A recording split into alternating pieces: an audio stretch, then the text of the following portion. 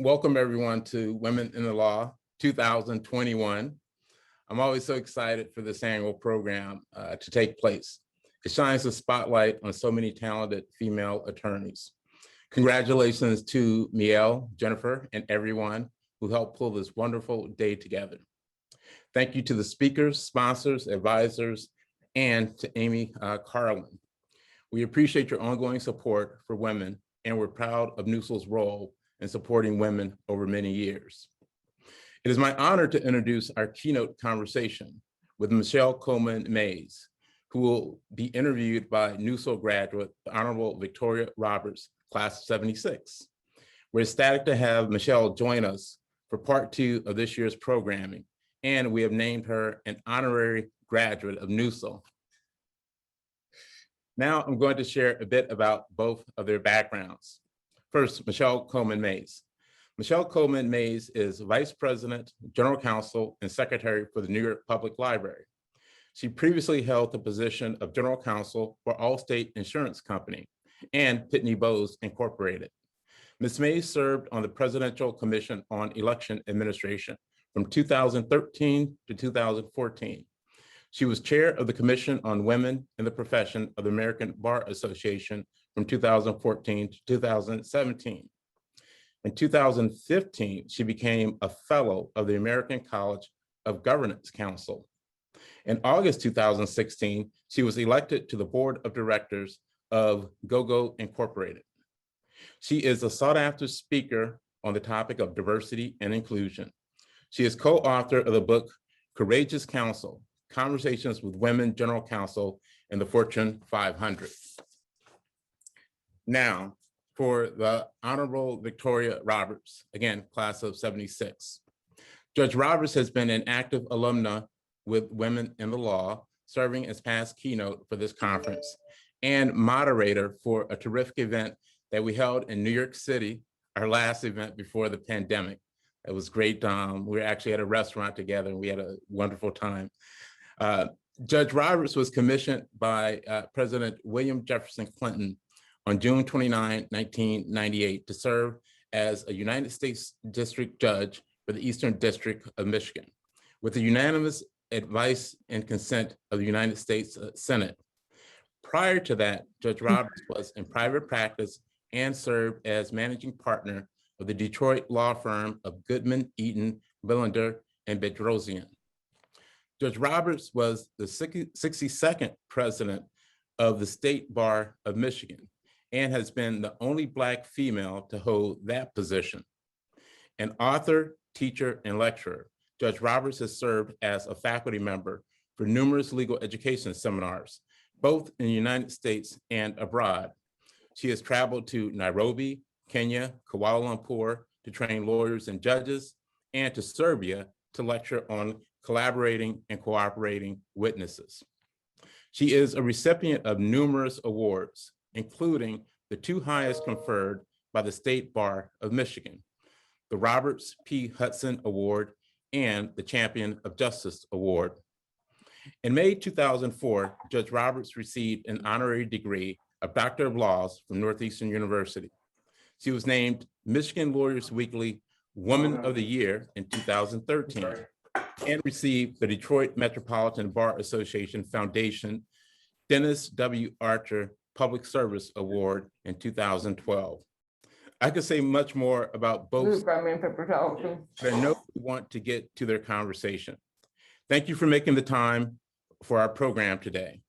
They will be taking questions with the aid of Amy and Michele at the end of their conversation. Now I throw it back to Michele. Good morning. I'm just waiting on the good judge to show up. Oh, here I am. Can you see me? I can, Judge. All right. Well, great. Thank you. Let me just kickstart this and begin by thanking Michele again for all of her imagination and thoughtfulness in putting together a Women in the Law conference. And she's just unmatched. And I can't thank you enough, Michele, for including me. And thank you, Dean, for that wonderful introduction and the music by Alicia, Ella, and Miss Lawless was just inspirational. So thank you very much. This conference is called the All In, Reimagining Inclusive Workplaces. And, but Michelle and I hope to have a conversation today that goes beyond imagination. Our end goal is really to give some practical strategies and frameworks for dealing with racism in the workplace, sexism in the workplace, and how do we create a culture of inclusiveness? That's what we want to tackle today. What are the nuts and bolts of trying to do that?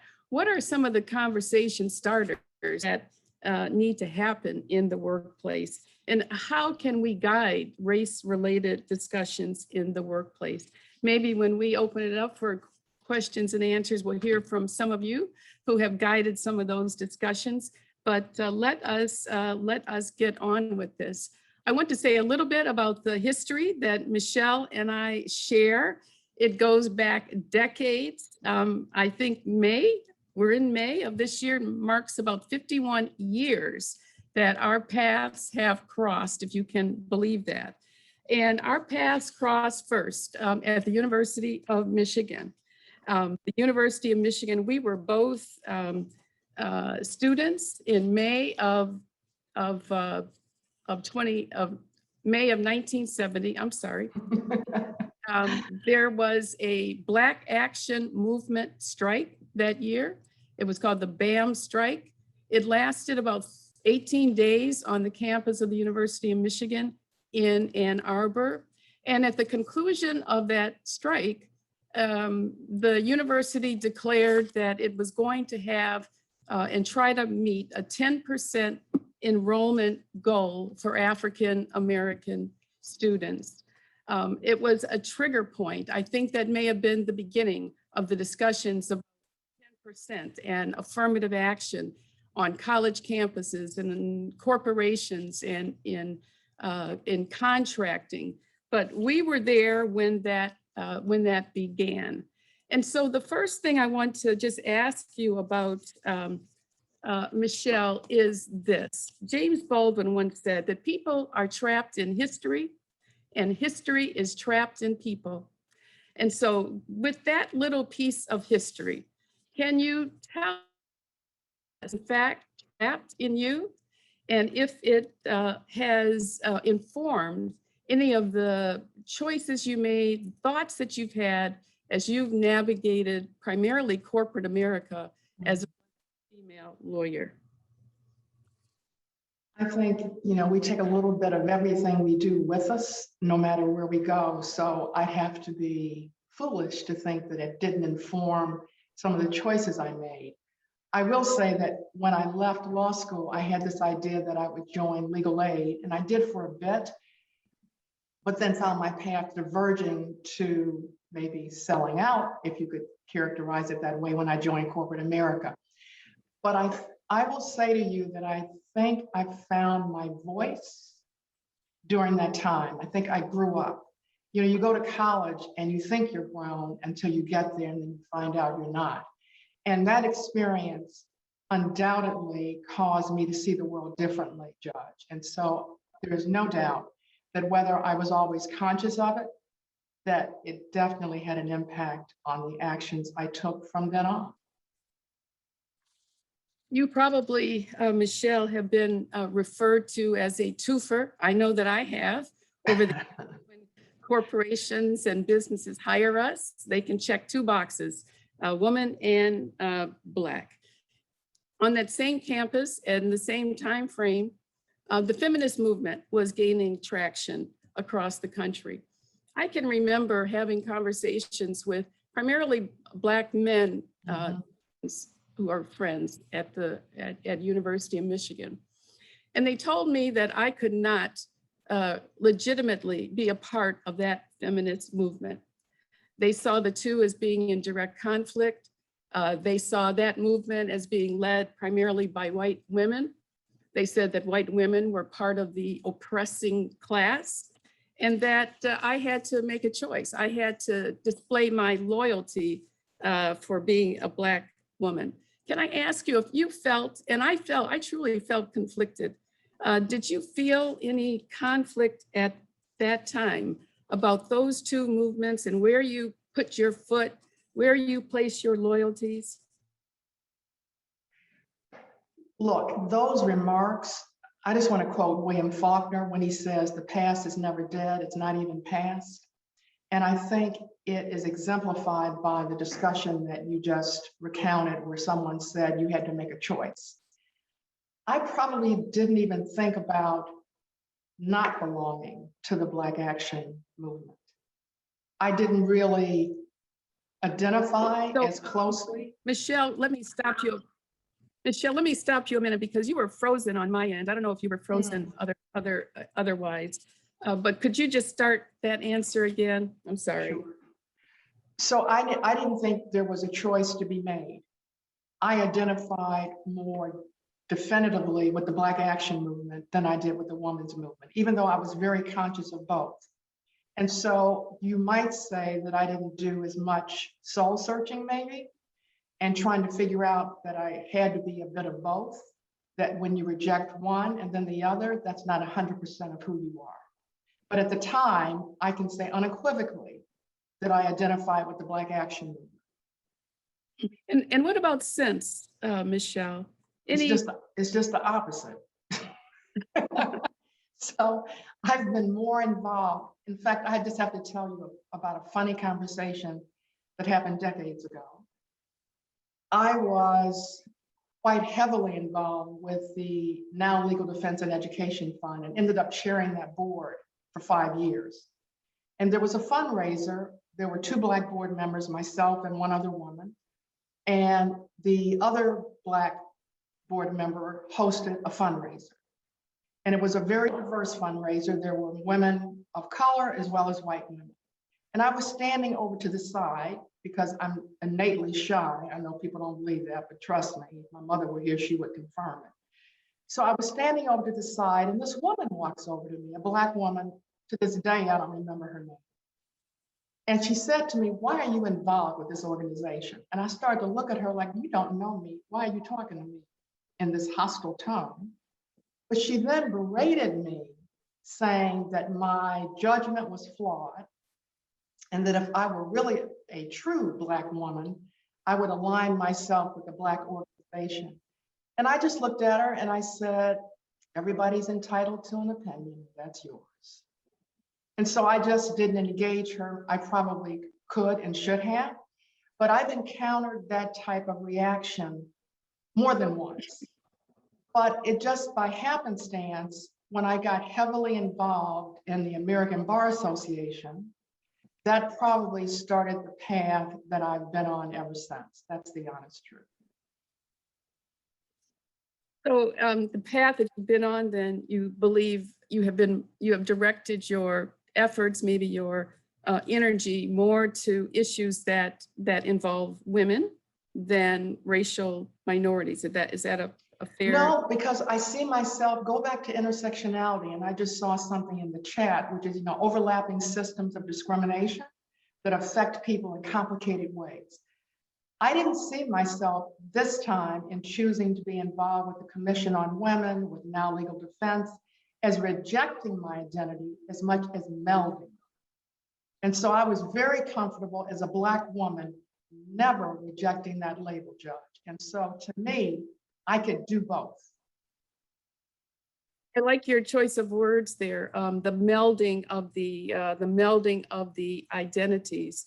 And so I think if we think along those lines, the conflict that might develop in feeling that a choice has to be made goes away. It sort of goes away. And as we have been in this profession for a long time, we intersections and some blending and some things, some real shared experiences. I want to say this though, when in one of the many conversations that I had about race and sexism and those two movements, I remember having a conversation with someone who said that women are going to advance faster and farther than Blacks, because the people who are going to be making those decisions about whether they get into the boardroom or the law firm or the medical school, those people are men. They are white men.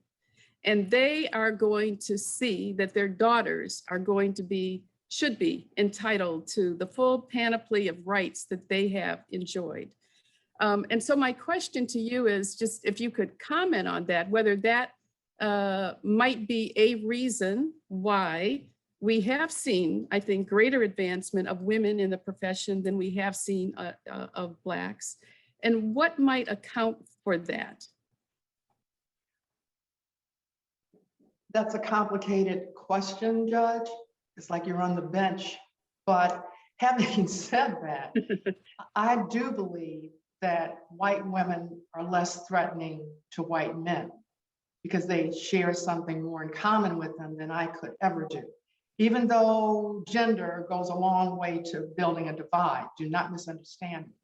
But I also think it's more complicated than just saying that they identify with a daughter, sister, mother, whoever is in their life, because I also think it's the objectification of Black women, that we were never seen as whole. We were seen as the help, the people that took care of their children, even though we were accused of not being able to take care of our own. And so I think that has as much to do with it as it is wanting to advantage their own race. I also think that they saw us as less than. All right, thank you. So some of the rhetoric that dates back to the campus of Michigan in May of 1970, we continue to hear. I think when you and I had a conversation about this in preparation, you said something about we have, the baby boomers really did sort of screw this up. So we are 50 years later. The enrollment at the University of Michigan is about 4.25%. There may have been a moment in time when it was higher, but right now it's pretty low. It's not much higher than it was 50 years ago. So if somebody had to give a progress report there, it would be an F. But why do you believe that our institutions have fallen so short of the goals that were set 50 years ago? Did the boomers do this? This comes back to something that I think I might have discussed on the last conversation I had last spring. I think it was last spring, Miel. You'll correct me if I'm wrong later. And that is, there is so much bias in our decision-making. And we think that we are informed and conscious of what we're doing. And yet, I think many of the institutions that we have been associated with have never done the hard work it takes to deal with race and gender, period, full stop.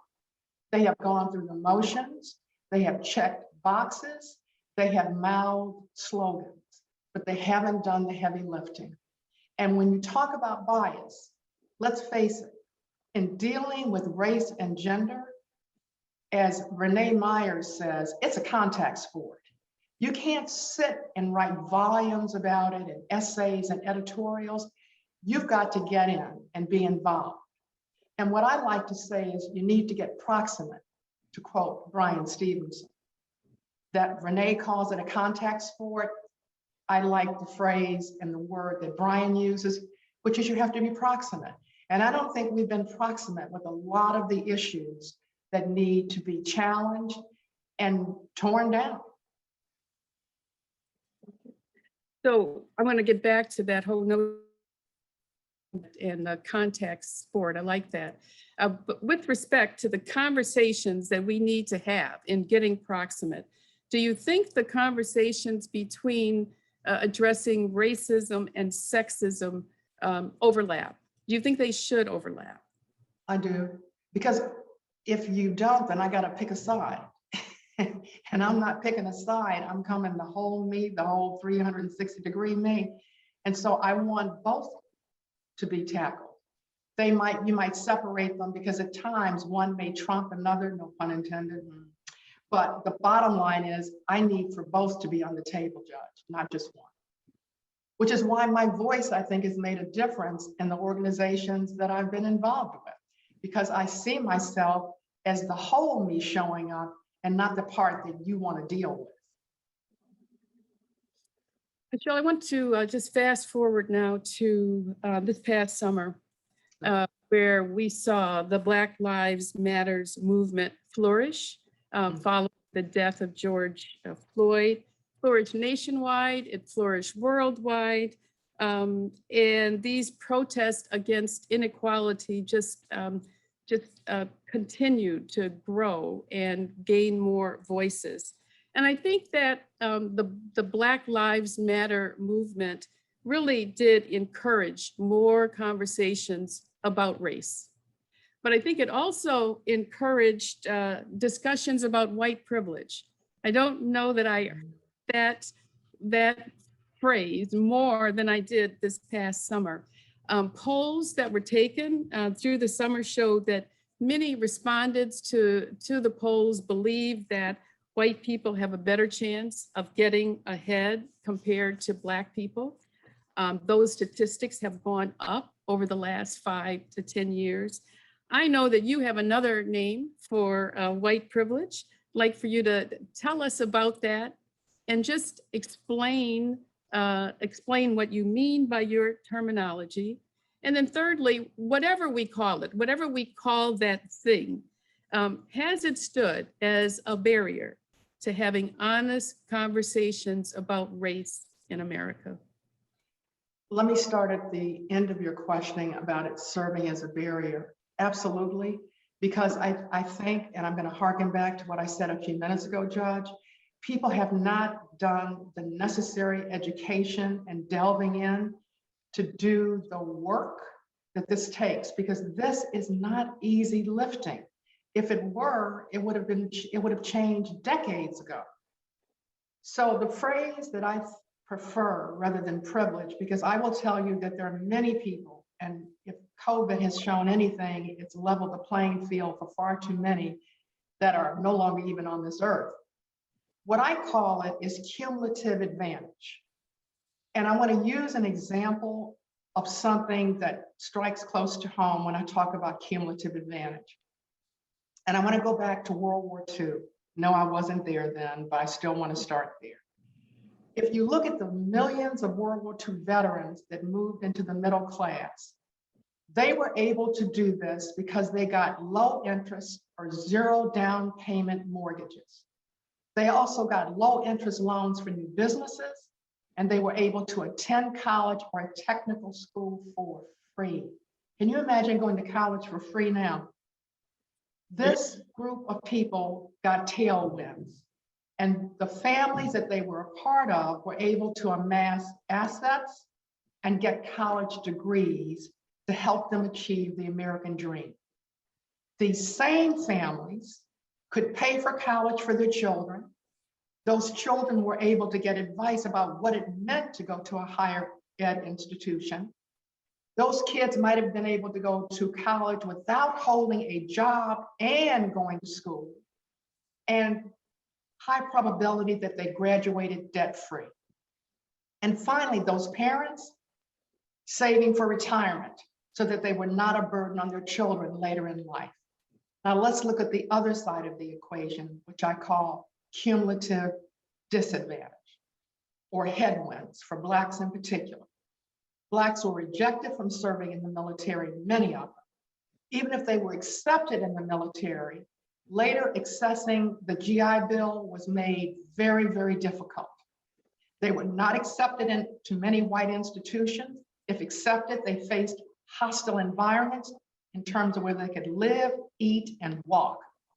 If they instead opted to go to a Black college, those institutions were seriously underfunded, had only room for a fraction of the Black GIs applying, and they could not typically obtain PhDs or engineering degrees. Finally, the GI Bill was drafted to accommodate the Jim Crow South, which led to redlining of neighborhoods that were made up of a minority populations, which barred those neighborhoods from getting loans.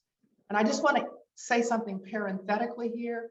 You might have read about Carlette Duffy in Indianapolis, who tried to find out how much her home was worth so she could sell it during COVID.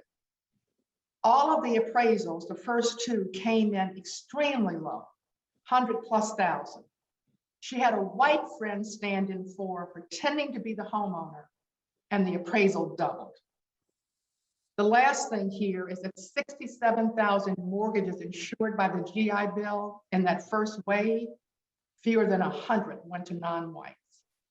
You know what I said a few minutes ago when I said the past is never dead? It's not even past. And I cite this quote because I am the child and the niece of World War II veterans.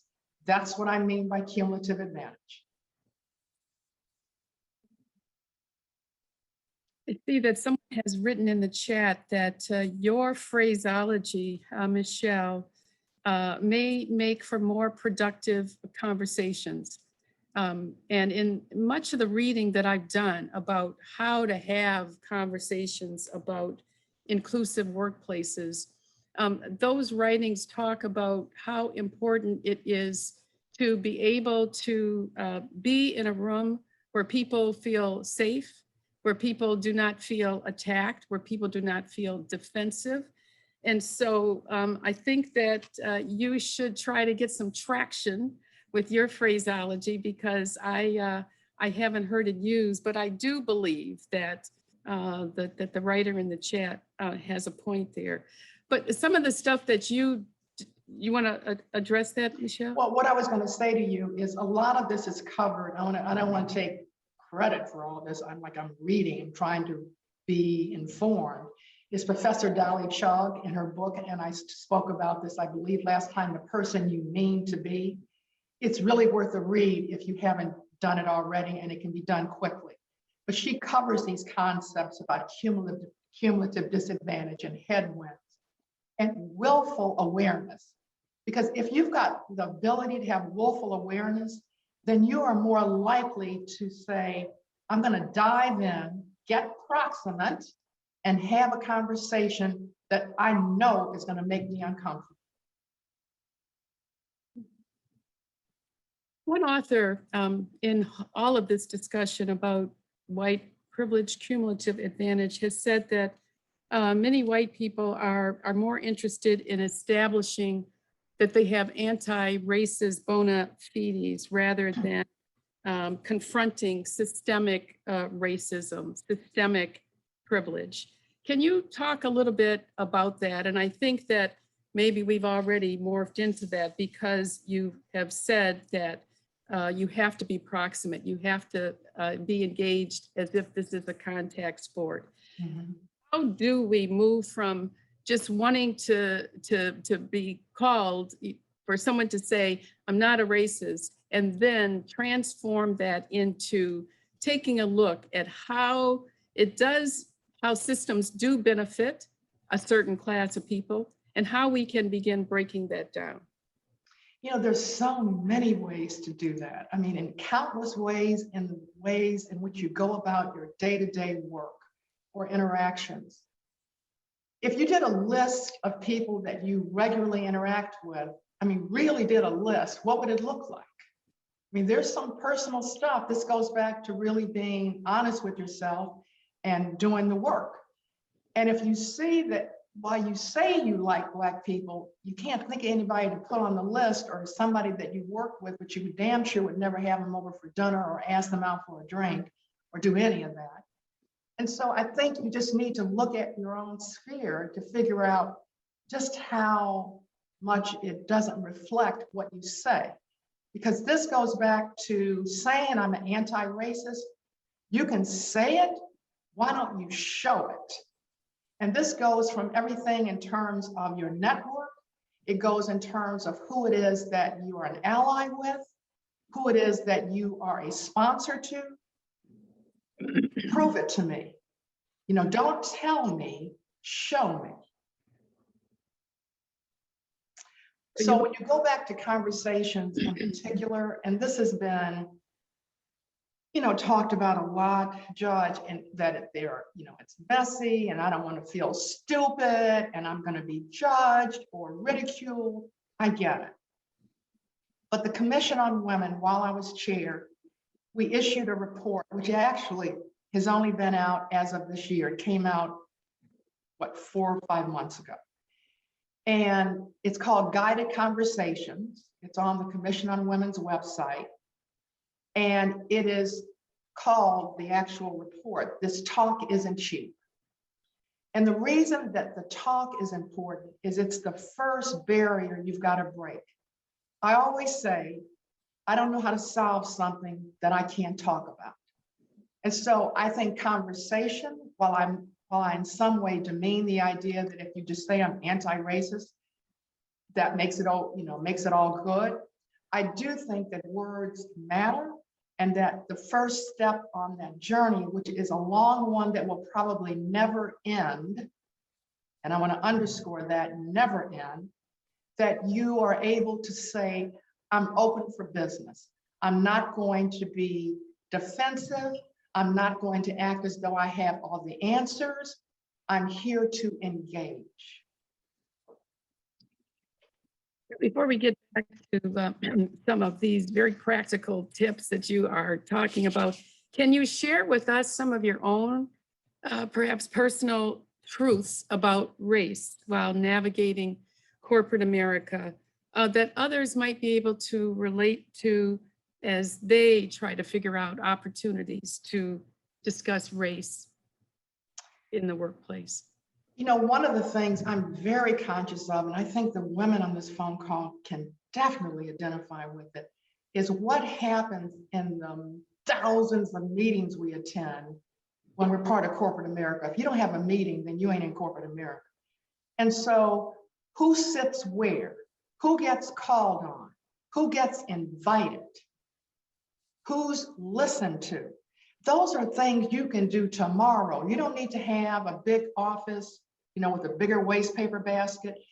That's something you can take on today, is looking, and particularly if you have a greater influence, which many of us do, is how our meetings run and how do you become an ally for people that are facing headwinds.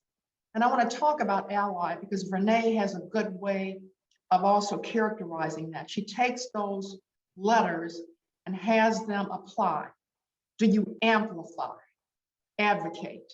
Again, that's not just saying, hey, I'm anti-racist, but I didn't vote for you or put a word in for you when your name came up for a promotion. Well, trust me, I don't need too many allies like that. L stands for listen. Are you not always running your mouth? Are you willing to ask questions? L stands for learn. This is what I talk about, willful awareness. And Y stands for yield. And you might say, what the hell am I yielding? Well, yield the floor, yield your platform, yield your space to others that don't have as an easy time navigating that terrain.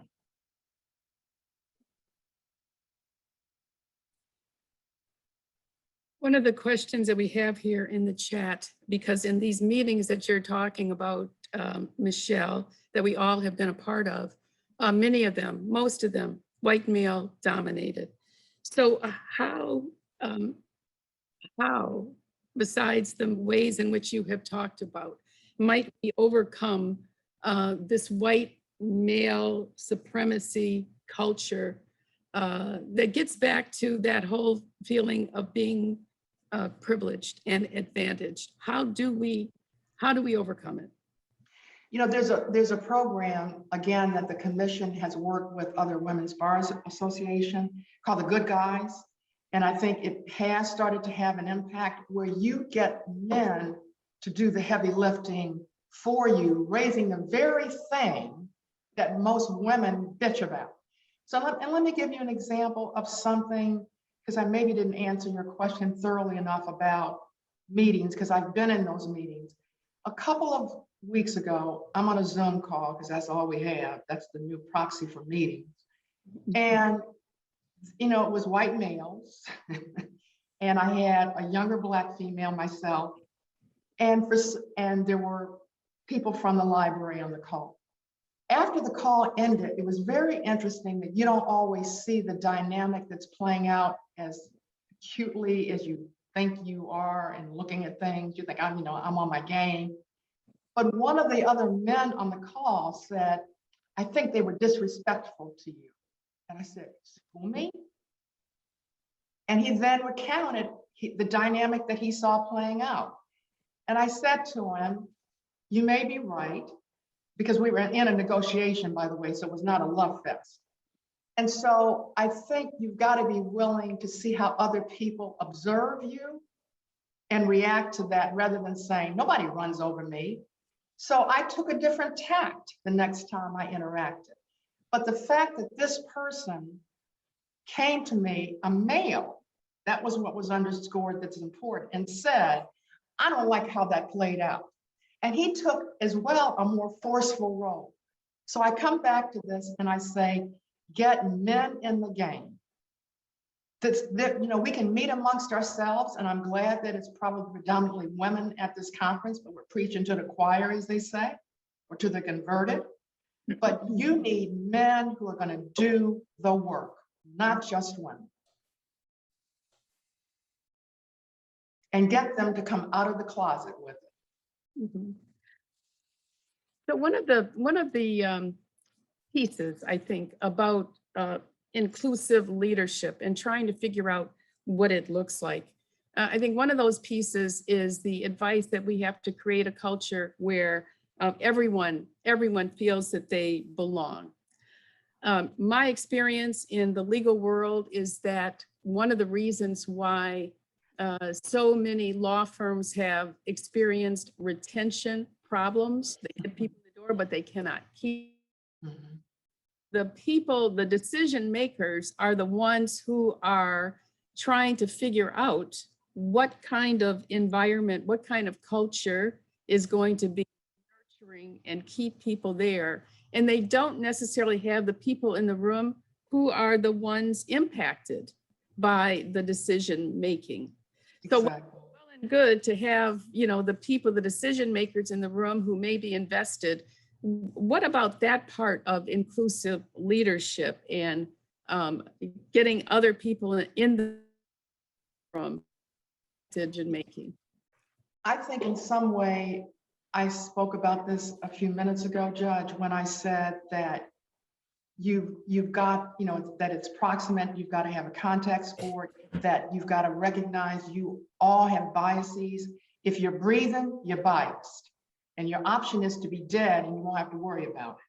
And so since most people don't opt for that, you have to recognize that you are doing things that are not advancing this culture, in quotes, that you say you would prefer to have within your workplace.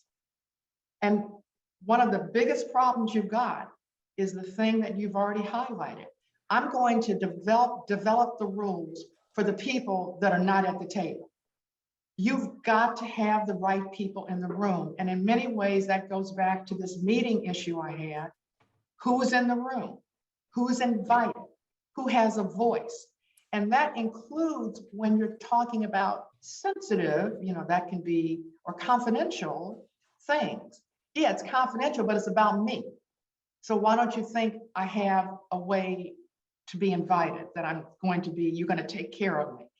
Let me go back to something that this relates to, that many people who profess to be anti-racist, anti-anything that's not popular, and I come back and say they fall into 4 traps, and they are traps that will swallow you. You pretend you're a savior. And folks who are the other don't want to be saved, they want to be supported. Oh, I have sympathy for you. I don't need your sympathy, but I could use your empathy. But I've tolerated you, so you should think that I'm really open-minded. No, I don't want to be tolerated. I want to be acknowledged. And then finally, I've typecast you. See me as a unique individual. So don't save me, don't give me your sympathy, don't tolerate me, and don't typecast me. Now, let me ask you a little bit about the bias that you spoke about a moment ago. Again, when I look at what inclusive leadership should look like, I think that there is an element of courage that leaders should have. And maybe that courage begins with acknowledging that there is a bias there, or acknowledging that the people, the decision makers, don't have all of the answers. So this element of courage, and I think that the flip side of it may be humility. If people are able to acknowledge that they have biases and they don't have all the answers, and they are able to assemble people in the room who can be part of these conversations, who may even help get the conversations going. Judge, you froze. You may have to repeat what you're saying now. Go ahead. Okay, so the point that I was making again was just about traits of a courageous leader, who is trying to navigate these waters of inclusion and to bring more people into those waters, and how it might and should begin with an acknowledgement of the biases that you spoke of a few moments ago. Absolutely. And you know, when I made the comment that this journey to be aware of the biases you have, that it's never going to end. And I believe that because society always has a way of relegating someone or some issue to the bottom, that it's not worthy. And so you've always got to be on guard for that, because it may be a cheap shot or at least a lazy one. And I wrote an article several years ago where I talk about this, and I'm just going to quote from something that I wrote in that article, speaking to those who are in more advantageous positions or more powerful positions. And this is what I wrote, Judge. I said, if you ask the right questions, rather than offering quick advice or solutions, the responses will unearth the areas that need to be addressed. Then in this new world order, women and minorities will no longer be expected to do all of the seeing and all of the changing by themselves, for themselves, because organizations will choose to change what they can now see. That's pretty powerful. It's very powerful, Michele. We have a few moments left before we get into the Q&A, and I know that throughout this conversation, you have been throwing out your wisdom and tidbits. I didn't ask you to do this, but I'm asking you now. If I asked you to do a top 10 list, tips for having a difficult, critical conversation about race bias in the workplace, what would begin to populate your list? Yeah, you didn't ask me that ahead of time, and I don't know. I'm sorry. But it's fair game. I don't know if it's a top 10. I feel like I'm Johnny Carson and reincarnated, maybe Joan Rivers, or maybe Whoopi Goldberg. There you go. And so I don't know if I can list 10, but I've said many of them during the 40 or so minutes we've been on this Zoom call, which is I get proximate with people. So let me tell you about a blind spot that I've got. I don't deal with as many transgender. I'm just going to put it out there. I certainly know we have transgender folks in the workplace, but I'm not as proximate with them as I need to be. And so I've started correcting that. You know, you read more, you ask questions. And let me also say that one of the remarks you made many minutes ago about psychological safety, most of us want safety when we're going to go on a dangerous journey. You know, we don't want to think we're going to end up annihilated. But there may be times when you deserve it. And I say this because to have real change, you need heat and you need light. And it's okay to say it in the abstract until you're the one on the receiving end of the heat. And then you're like, well, that seemed a bit rude and insubordinate. That's when you've got to step back and say, that's my defensive mechanism. That's my bias kicking in because I don't want to hear what I'm hearing. And so I've had to really train myself to listen. That's one of the things I've said this when I talk about getting proximate. It also means you have got to listen. Most of us don't listen. We just pretend we're listening. What we're really doing is a little voice in our head is working overtime, saying, well, as soon as I can jump in and tell this jerk what a jerky is, I'll do it. Mm-hmm. That's not listening. There's a quote that I absolutely have used for decades. Most of us pretend to be listening when what we're really doing is rearranging our prejudices. And you better believe that's what we're doing. And so I have to get my voice to turn off, and I've worked at this and train my ear on what the person is saying. So one of the things I do is I repeat back the conversation. I can't repeat back a conversation I ain't listening to. And I have consciously made the decision over the decades, especially when I'm dealing with somebody that I'd rather be out in the street duking it out with, to say, I'm going to listen. And then when they're through, I'm going to summarize it in my words to see if I've really understood it. Let me tell you the other thing I do. I ask the person, well, what do you want out of this conversation? What are you looking for? It's very interesting when you ask someone what they're looking for, because it puts them on the line as well to be invested. I don't want a one-way conversation. I want an invested conversation. So those are some of the things I do, Judge. I think the tool that you just mentioned, Michele, is such a powerful one. And I think that, I have tried to do it more myself because, I often find out that when I try to do the summary, it's really not what the person has been saying to me.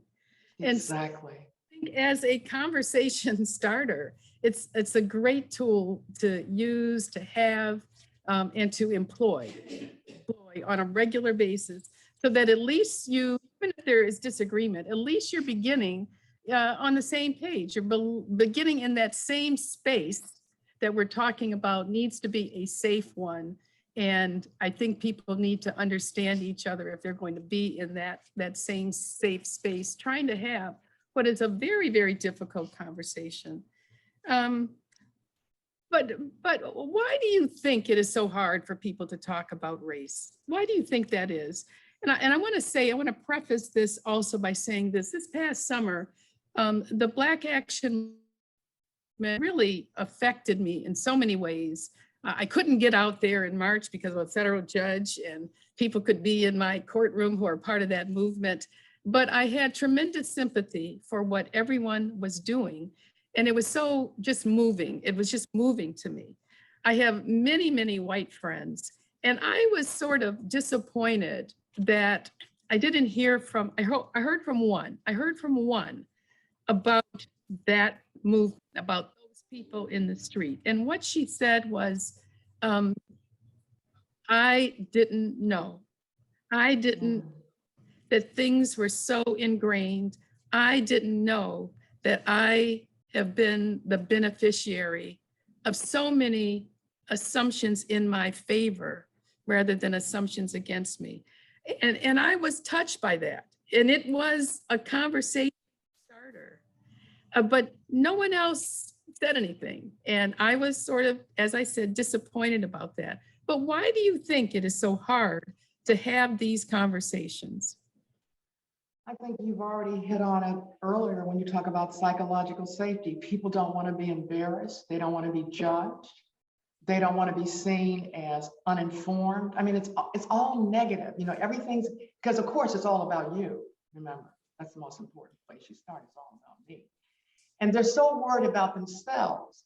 They can't, let me tell you a phrase that I use that I really believe would serve people, no pun intended, you'll see why, much better. Can you be a servant leader? That is, you don't have to be at the front. You can be at the rear, meaning I got your back. And if people think you've got their backs, There's a lot of stuff you can do. But if they think you're just trying to game the system so you can go out and say, I had a conversation and I'm so proud of me. And I think we made a lot of progress, although I didn't ask the person I was talking to because your opinion didn't matter. And so if you could think of that as a way to convey to someone, and don't put the burden of, of educating you all on that person, like do your own homework. This is why I say do the work. There's you can listen to podcasts, you can read books, you can talk to other colleagues. I do all of that. If it were easy, we wouldn't be on this call today. So start there. I agree. So- I'm sorry, go ahead. This is Miel. I think we're going to jump in and take a couple questions from the sure. chat. If that's a good pause point, if you have one more question that you wanted to ask Michelle, then please do. No, it's a good pause point, Mia. Go ahead. All right, we've had a number of questions. We're going to ask folks to unmute themselves and actually ask you the question. So Kelly Bonnevie, you had a good question. Would you like to unmute yourself and ask it? I want to get a little bit Yes, of audience. I'd be happy to. Thank you. And I think they actually, thank you so much for this, Judge Roberts and Ms. Mayes. I think that you actually already touched on this, which is ask the person what they want out of the engagement with when you're talking to somebody, and be that presence in the room if you're there in that room, advocate for the people who aren't in the room. It's really simple and powerful, but you've modeled it so well. So thank you. You're welcome. One thing, Kelly, that I would say that also is a powerful tool. People always say, and you'll get this, so-and-so is so smart, but, and of course, what you really listen to is what comes after the but. And we would be so much better served. It's a negotiation tactic you read in all of the treatises. Use and. So-and-so is smart, and they didn't quite get this right. When you use and, it is so much less judgmental. Okay, I digressed. I loved your thoughts on servant leadership as well, Michelle. That's like a really great way to frame it. It's hard to do though, I can tell you that. Shut your mouth and sit down. I also loved your honesty about working with transgender folks and getting proximate with that. That was excellent. Do we have another question that we haven't covered? Victoria, you were amazing at kind of glancing at the chat too. Let's see. Sudi, do you have one? Can you unmute yourself? Can you hear me? Yes. So first and foremost, thank you so much. This has been so, it's been soul food is what I'll say. But I really struggle with the structural sexism and racism, frankly, and classism of the legal system. And I think one of the things that, and I know Victoria already hit upon this a little bit, but I really want to know how we can stop trying to conform to the system that really focuses on exclusion and start learning how to support each other and lift each other up, both as women and as people of color, and frankly, as people coming from different socioeconomic classes. So I really would love to hear the conversation about that. One of the things that I think a dichotomy that I didn't touch upon, I might have done it several months back, is this idea of the individual treading this road versus dealing with systemic biases. And there is no doubt in my mind, while I want all of us to continue to do the work as individuals, I am more focused on systems, which is why I think the Black Lives Matters movement is more focused on systems. That you can have the most well-intentioned person, but if the system is stacked against them, good luck with that. And so I think, again, we need to do the work to figure out which systems have put impossible barriers in front of people. Look at childcare. Do I need to say more? That is a systemic problem. It cannot be tackled one mother or one parent at a time. There are systems that need to be changed, whether it's the tax system, you name it. That is where you have faster change that impacts more people. And so that's my short answer. Start tracking the systems and start working to change them and move them out of the way if they don't mutate. And I say this because, people misquote Darwin all the time where it says the strongest survive. No. The most adaptable survive.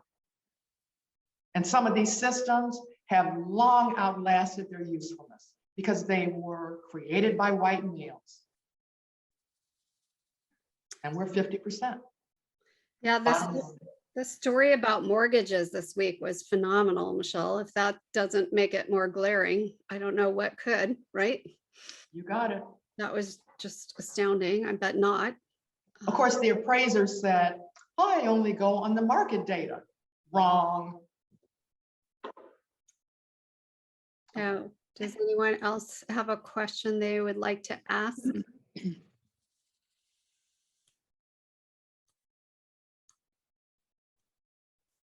Camille Klutz-Leach, you talked a little bit about intersectionality, and we talked about this a tiny bit during the talk, but did you want to ask something related to that? Oh, no, just really enjoying, for those that don't know, I'm a new employee to Northeastern.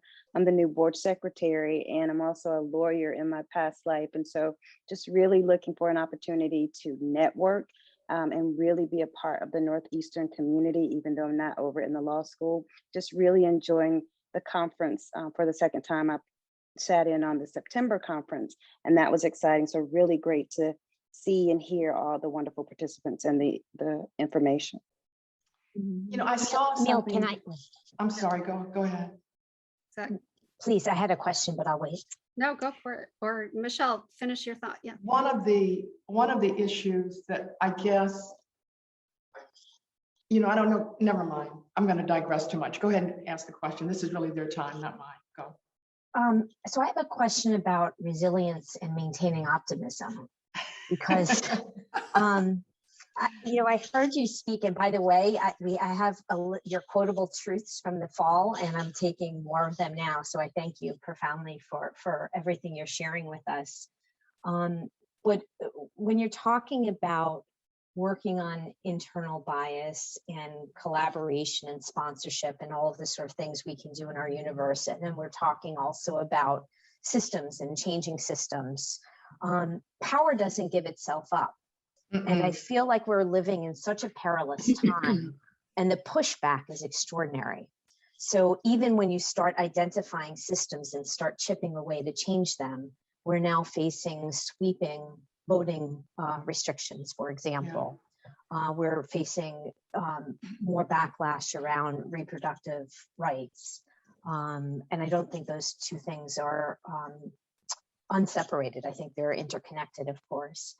And how do you maintain the optimism and the resilience to keep fighting and to put your energy to good use? So I surround myself with people that ain't that negative. Do not underestimate how somebody can suck your energy. If all they do is, woe is me, and I can't believe this is happening, and oh my God, I'm going to slip my wrist, I'll be right back. I try. It doesn't mean that I can always control that, but the folks that I spend the most time with are not whining. I just don't know how else to explain it to you. I had somebody once say to me, well, I don't think I'm around any whiners. And I said, well, you better check to see if you are the whiner. And they stopped and said, you've got a point. And so I do believe you need to be very conscious about how you take care of yourself. I think I went through my 6, take stock, take care last fall. The take care, and I mean radical care, is really important. And so looking at what you can change and knowing when you've got to give ground, because it's going to take more than just little old you to do it. But with social media, there is so much more that can be accomplished now than in the past that it's almost mind-boggling. And doing different things. Let me tell you something a little more radical that I did. And at first everybody looked at me like, oh my God, she's lost her mind. I said, bear with me. I already told you it was a little radical. I hired a plaintiff's lawyer to help us do our pay equity audit. Yep. And I mean a tough one. I'm not going to use her name, but it would be someone probably everybody on this call knows. And I called her up and I said, well, you're probably not going to sue us, so you won't be losing any money because it would be highly unlikely. She said, that's true. I said, well, what do you think about coming on board to help us do the pay equity audit? She said, I'm in. And it's been one of the best experiences because, again, looking at doing things differently, and we were looking at changing a system. I'm talking about systemic change now. She looked at it through the lens of, I could kick your butt in court if you did this. Oh, okay, that's good to know. So being willing to think outside the box, because as someone once said, everybody wants to put you in a box. Your job is to decorate it or get out. Karen, I might add this too. I think that faith and resiliency and optimism stems also from being able to take a long view when tackling problems. I started by saying Michele and I met 50 years ago in the midst of a student strike, 51 years ago. Would you stop quoting the 51 years? We're still at it. Well, you look good, girl. So I'm okay. You do too, girl. Tell everybody. So I say that to say, and we are still in this struggle. We are working at it in different ways. Like that, I have become disappointed over the years that progress hasn't been swifter. But we are new generations, and we do have this social media available that can spread the word and galvanize in a way that could never happen in the past. Exactly. Out of the Black Lives Matter movement this summer, we have seen a corporate and a philanthropic organization response in a way that has never happened before on social justice issues. So I think that's the power of the generations that we have, the generation that you're a part of, and social media and this awakening, the being woke, trying to make this kind of systemic change that Michele has been talking about. And so I think diversity is not just a moral thing. It's not just springing from a feeling of guilt. I think it is springing from a strategy. Companies are realizing that this is our future. It has to be built into our future. It has to be a strategy. We have to be innovative. And it's not just about 10%, but it has to be the strategy. It has to be, and it is the future of so many companies.